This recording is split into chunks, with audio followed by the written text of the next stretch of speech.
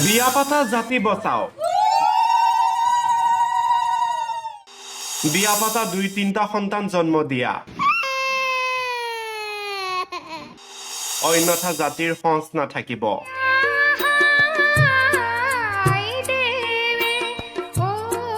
চাকৰি পোৱা সকলে বিয়া পাতা বেলেগ চিন্তা নকৰিবা বিয়া নপতা সকলে 1 বছৰৰ ভিতৰত বিয়া পাতা বিয়াৰ চিঠি পঠাব লাগিব মোলে অন্যথা অসমীয়া সঁচ নাথাকিব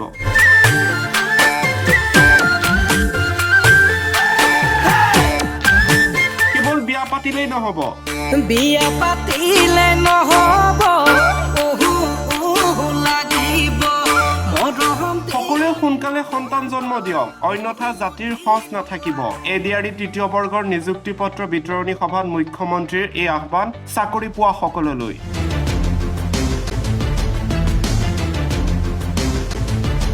ইমানতে ক্ষান্ত নাথাকিল মুখ্যমন্ত্ৰী কৈয়ে দিলে সোনকালে বিয়া পাতক আৰু সন্তান জন্ম দিয়ক অসমীয়া মানুহে 2-3টা সন্তান জন্ম দিয়ক অন্যথা অসমীয়াৰ জাতি নাথাকিব আজি চাকৰিৰ পিছত তুৰন্ত উইদিন 1 ইয়াৰ বিয়া পাতিব লাগে ঠিক আছে 20-30 বছৰত অসমীয়া মানুহ নোহোৱা হৈ যাব অসমীয়া মানুহে 30 বছৰ পাছতহে বিয়াৰ কথা চিন্তা কৰে হেয়া বেয়া কথা যিসকলে এতিয়া চাকৰি পাইছে সেই সকলে সোনকালে বিয়া পাতি সন্তান জন্ম দিয়ক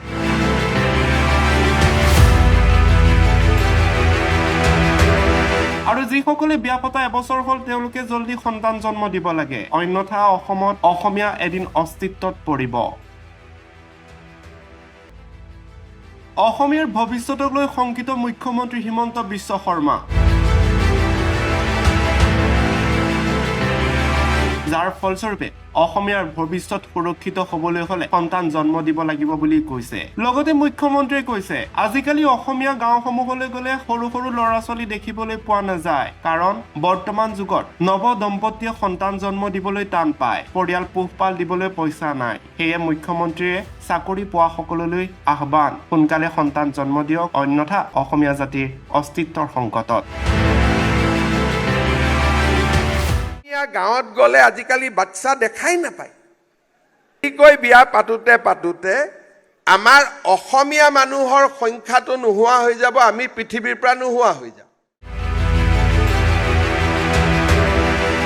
যিসকলে চাকৰিত পায়ো বিয়া পতা নাই সেইসকলে জলদি বিয়া পাতক এক প্ৰকাৰ ৰাজহুৱাভাৱে অসমীয়া ভৱিষ্যতক লৈ এইদৰে শংকা ব্যক্ত কৰিলে মুখ্যমন্ত্ৰীগৰাকীয়ে পিছে মামাৰ কথা আপুনি শুনিবনে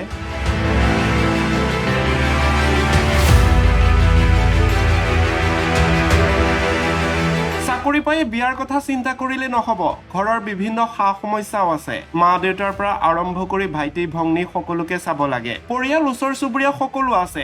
এবৰিতা চিন্তা তেনে